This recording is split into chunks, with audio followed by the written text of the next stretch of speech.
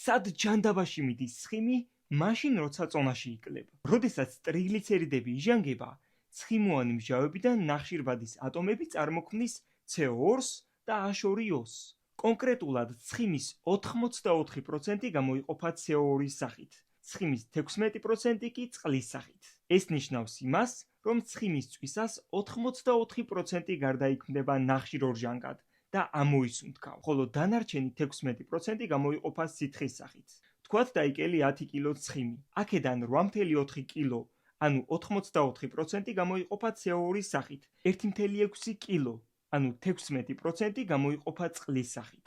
ასე რომ ყურადღება მიაქციეს სუნთქვას, რადგან როგორც ხედავ, მასზე ძალიან ბევრი რამ არის დამოკიდებული. თუ გსურს დაიკლო წონაში ჯანსაღად, უნდა ჩაეწერო ჩემთან კონსულტაციაზე. ამისთვის კი მომწერე ინსტაგრამის პირადში სიტყვა გასაუბრება. გიფიქრია ამაზე?